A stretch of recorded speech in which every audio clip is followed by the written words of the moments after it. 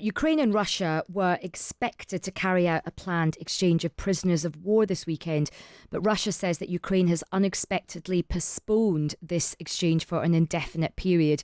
Ukrainian officials have responded angrily to the suggestion that they are to blame.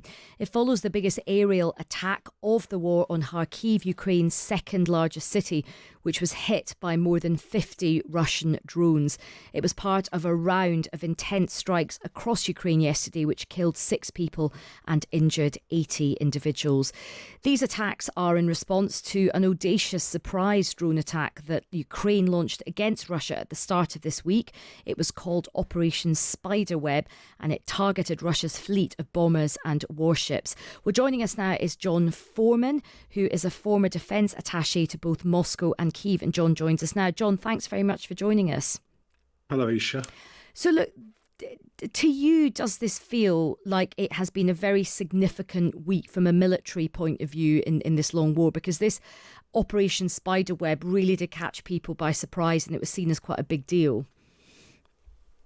Yeah, I think the only surprise is that we're surprised each time the Ukrainians do something audacious and bold and imaginative with these drones. But to be honest, you look back over the last 3 years, Ukraine has been the weaker party in this war, and it's used these drones to strike back, both in the battlefield in the Donbass, the front line, and also in Russia itself.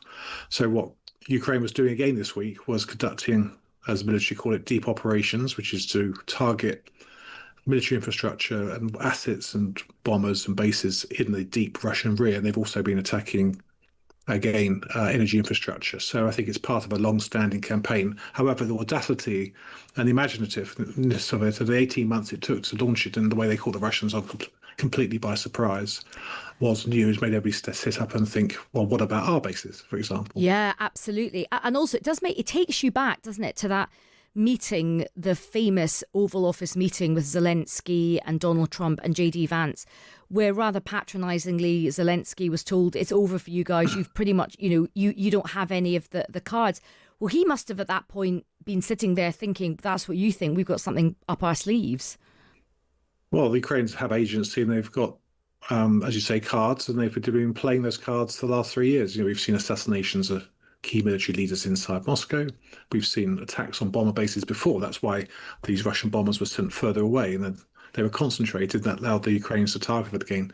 We've seen strikes against the Kerch Bridge, that lorry bomb 3 years ago. We've seen a couple of attacks since. So Ukraine's always had the cards. I think Russia and America, to be honest, and many of us underestimate Ukraine's agency and inventiveness and aggression, and are willing to fight for their independence. Yeah, you're right. They have sort of been consistently underestimated, and they've sort of outperformed everyone's expectations. But of course, Putin has said that he was going to hit back. He is hitting back. There's this big aerial attack. What do you make of the Russian retaliation? Yeah, but Putin was always going to retaliate. That's what he does. Like each time the Ukrainians rub his face in his latest embarrassment of his failure of his forces. And I thought, unfortunately, Ukraine targeted military infrastructure. Russia, in return, basically blasts cities. They target military stuff, they target civilian infrastructure, and they target civilians. And that's both to degrade Ukraine's ability to fight the war and also to demoralise the Ukrainian public. And I think that's been their tactic for a number of years now. And I think you have to ask Ukrainians what they feel, but I know that Ukrainians are exhausted by 3 years of war, and they're not seeing any respite. And they hoped that perhaps Trump might be able to bring some form of peace, and he's failing to do that. So it's a very difficult time for the Ukrainians, especially as the Russian offensive in the front line has restarted this summer. And final question to you, John. What's your understanding about this prisoner exchange? Do you think that's just on hold now for the foreseeable future? Yeah, I mean, I think it's good that both sides are talking about prisoners exchange. We've had 1,000 was done on each way in May, and now there's perhaps 500. And the Ukrainians wanted some of their bodies of their dead soldiers back, so that was also another strand. But I'm not surprised that Russia has been playing games at the last minute. They've done this throughout the war. They've run roughshod over the Geneva Convention. They've treated POWs terribly. They've murdered them. And they're also playing games with the returns of POWs, both to confuse Ukrainians, also to demoralise and upset the families. And you see these scenes at the border is always very, very upsetting because the Russians don't tell Ukrainians who's going to get off the buses. So you have all these hundreds of people trying to get there to find out news of their loved ones. So the Russians lie about everything. They've lied about everything during the war. And unfortunately, they play games with POWs as well. Absolutely. Well, look, John, really good to catch up with you. Thanks very much for your time. That's John Foreman, former defence attaché to both Moscow and Kyiv, joining us there on the line. Thanks very much for your comments.